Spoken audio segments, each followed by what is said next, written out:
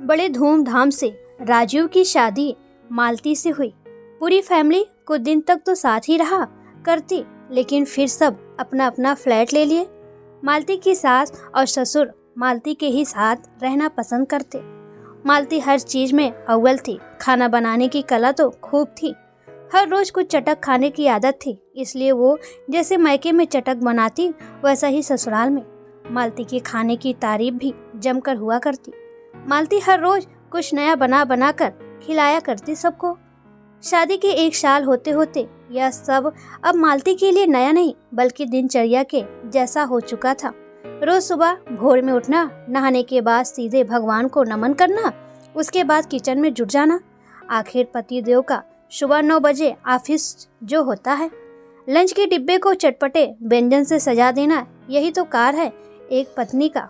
पतिदेव अक्सर यही डायलॉग कहा करते। वक्त बीतता गया और शादी को अब लगभग 2 साल होने को थे। रोज के इस दिनचर्या में मालती खुद से काफी दूर होती जा रही थी। पतिदेव के जाने के बाद सास ससुर की सेवा, नाश्ता खाना, फिर खाली होते झाड़ू पोछा। जरा सी फुर्सत मिली लेटने की तो सासू माँ के पैर दबाने का समय हो जाता।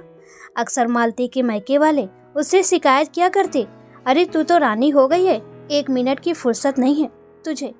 यह सुन मालती खींच जाती और मन ही मन बड़बड़ाते हुए कहती, रानी हूँ कि बाई खुद नहीं पता। पूरा दिन कब निकल जाता है पता भी नहीं चलता। खुद के लिए तो समय ही नहीं है। यहाँ फोन से क्या खुद से बात कर लो वही बहुत है। अभी शाम होते होते नाश्ता बनाना, फिर 7 बजते बजते खाना बना देना और 8 बजे सबको खाना खिला देना। 10 बजे तक सबको दूध देना। उसी में किचन का काम, बर्तन सब तो है। अब यही तो सब है मेरी जिंदगी का हिस्सा। कभी सोची नहीं थी कि जिंदगी ऐसी हो जाएगी। कुछ ही दिन बाद घर में खुशी आई, मालती प्रेग्नेंट हो गई। घर में अथाह खुशी, लेकिन मालती उस समय में भी किसी तरह घर का सारा काम करती। उसने एक दिन रात में पतिदेव से कहा, क्या हम एक बाई नहीं रख सकते? मैं बहुत जल्दी थक जाती हूँ, मुझसे लगता है कभी कभी अब नहीं हो पाएगा। ऊपर से इतने काम। पतिदेव लंबी गहरी सांस में लीन होकर खर्राटे लेने लगे। ये देख मालती रुहासी हो गई। उसने निर्णय लिया कि वो ये बात सासू माँ से ही अब कहेगी। उसने कुछ महीनों तक तो झेला। जब बाद में दिक्कत ज्यादा होने लगी तो उसने अपनी सासू माँ से कह दिया। सासू माँ तैयार हो गई, मगर सिर्फ झाड़ू पोछा बर्तन धोने के लिए बाई। मालती कुछ बोलती कि सासू माँ ने आदेश की तरह बोली, देखो बहू, खाना तो घर की लक्ष्मी के हाथों का ही अच्छा लगता है। मालती ने दबे मन से हाँ कह दिया। ठीक है माँ, आप कम से कम इन्हें ही रख दीजिए। बाई के आने से मालती का भार थोड़ा कम हुआ। मालती रोज के दिनचर्या की तरह कार कर कमरे में आ जाती। अक्सर बाई भी कभी आती कभी ना आती। किसी तरह वक्त गुजर रहा था। उन्हीं बीच पतिदेव का देर से घर आना आदत बन चुका था। मालती तब तक भूखे इंतजार करती जब तक पतिदेव आ नहीं जाते। आते तो 10 घंटा इधर उधर करते, तब खाते। अक्सर बाहर से ही खाकर आ जाते। मालती धीरे धीरे पतिदेव के इन सब रवैये से परेशान हो रही थी। भीतर ही भीतर खुद को अकेला महसूस कर रही थी। उसे जब पति का साथ चाहिए तब वो ऐसे में अकेले बैठकर उनका इंतजार करती। अब तो ये रोज का हो चुका था। मालती ने हिम्मत जुटा के एक दिन कह ही दिया पतिदेव से, इतनी रात तक काम करवाते हैं तो तनख्वाह भी बढ़ेगी या बस? पतिदेव मालती को घुड़घुड़ाते हुए बोले, तुम अपने काम से मतलब रखो। मालती चुप होकर मुंह घुमा सो गई। कुछ दिन तो ये सब चलता रहा। एक दिन मालती की नज़र पतिदेव के फोन पर पड़ी, जिस पर तड़तड़ा नोटिफिकेशन की लाइट जल-बुझ कर रही थी। पतिदेव इस समय बाथरूम में नहा रहे थे। मालती ने हिम्मत करके उनका फोन उठाया और लॉक खोल ज्यों पढ़ा, उसके होश ही उड़ गए। उस पर लिखे शब्द, पतिदेव के देर रात तक आने का कारनामा, सब कुछ स्पष्ट दिख रहा था। मालती ने हिम्मत करके उस चैट के फोटो अपने मोबाइल में ले ली। पतिदेव के आहट से मालती वापस से चुपचाप बैठ गई। मालती की नम आंखें खुलकर रो लेना चाहती थी। आज जो उसने देखा वो उसे झुठला देना चाहती थी, मगर कहाँ आसान होता है कभी कभी हालात को संभालना, मगर महिलाएं हर हालत को पढ़ लेती हैं। पतिदेव बाथरूम से आते ही बोले, मालती खाना लगाओ, आज भूख नहीं लगी है क्या? मालती चुपचाप किचन की तरफ बढ़ गई और फ़ोन के उस चैट को बार बार याद करती। मालती खाना लेकर कमरे में ही आ गई। उसने बिस्तर पर रखते हुए कहा, खाना, और पतिदेव का निवाला गया कि नहीं गया, उसने खाना शुरू कर दिया।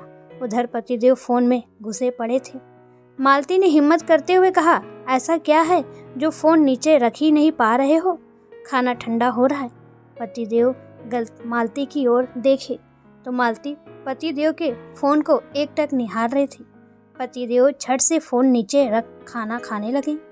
मालती खाकर उठ गई। वापस आ बिस्तर पर लेटते हुए बोली, सब हटा दीजिएगा, मैं सोने जा रही हूँ, सर भारी है। पतिदेव अनमने तरीके से बोले, ठीक है। मालती बिस्तर पर लेट गई, आंखें मूंद कर, मगर उसकी नींद तो उस मैसेज से ही गायब हो चुकी थी। पतिदेव सब हटाकर झट से लेटे और मोबाइल में व्यस्त हो गए। उन्हें ना मालती से मतलब था, ना उस आने वाले बच्चे से। वो अपनी धुन में जी रहे थे। इधर मालती रात भर करवटें बदलती रह गई और कल सुबह हो गई पता ही नहीं चला। रात भर की बात मालती के दिमाग में घूम घूम कर बवंडर ला रही थी। किचन में खड़ी मालती कभी रोने लगती तो कभी पेड़ को पकड़ कुर्सी पर आहिस्ता से बैठ जाती। बार बार उसे महसूस हो रहा था कि जैसे उसे चक्कर आ रहे हो।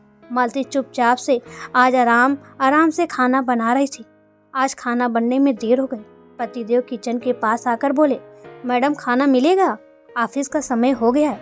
मालती अपने उधेड़ बुन में गुम थी। पतिदेव झकझोरते हुए, अरे हुआ खाना, क्या बना है? मालती चौंक कर बोली, बस रोटी बाकी है। पतिदेव चौंक कर बोले, क्या अभी रोटी बाकी है? मालती, तुम्हें पता है मुझे देर हो रहा है। मालती ने बेमन से कहा, तो क्या हुआ, आप रोटी आज कैंटीन से ले लेना। पतिदेव बड़बड़ाते हुए किचन से निकले। एक ही तो काम करती हो, वो भी ढंग से नहीं। हद ही है, नौकरी की गुलामी करना पड़े तो समझ आए। मालती आंखें मूंद कर एक लंबी गहरी सांस लेते हुए, उफ, ये नौकरी की गुलामी है या? पतिदेव आज गुस्से में लंच लेकर ही नहीं गए। मालती की आंखों से आंसू छलक गए। उसने खुद को संभालते हुए किचन समेत सास ससुर को चाय नाश्ता देकर जीव खाली हुए अपने कमरे में आकर लेट गई। मालती की उलझी आंखें रात भर बिना सोए नींद को पुकार रही थी। मालती ने फोन को उठा, गैलरी खोल उन तस्वीरों को पढ़ने लगी जिसपे पतिदेव और राधिका के अफेयर का मैसेज था। ये पढ़ते ही उसकी आंखें खुल गई। राधिका पतिदेव के ही ऑफिस की थी शायद, मगर मालती को अंदर ही अंदर एक बात खाए जा रही थी कि पतिदेव ऐसा कर भी कैसे सकते हैं, करना तो दूर सोच भी कैसे लिए, और 1 साल का ये रिलेशनशिप का सफर भी तय कर लिए बिना मुझे सोचे। जिस पवित्रता के लिए मैं दिन रात एक की हूँ, वो इस तरह, और मुझे भनक तक नहीं। क्या एक पत्नी का काम सिर्फ और सिर्फ घर, चूल्हा, सास ससुर संभालना लिखा है? क्या इसलिए उसकी शादी होती है? पतिदेव का झूठ ऑफिस में ओवर टाइम काम करना हो रहा है, क्या ये है वो ओवर टाइम काम? उन्होंने कभी ये भी नहीं सोचा कि जब मुझे पता चलेगा तो क्या होगा। मेरे हालत के बारे में भी जरा ना सोचा। यहाँ मैं किसी को छींक भी आ जाए, जी जान लगाकर 1000 उपाय कर बैठती हूँ। कैसी ये अनबन है, उलझन है, समझ नहीं आता।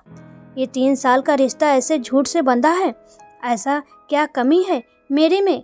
1000 तरह के पकवान बना खिलाती हूँ, उनकी हर एक बात को मानती हूँ, मगर बदले में मुझे क्या मिला? धोखा। बोलते हुए उसकी आंखें छलक पड़ती है और वो फोड़ फोड़ कर रोने लगती है। आखिर कौन सी वजह है वो जो मेरे साथ इतना बड़ा झूठ बोले?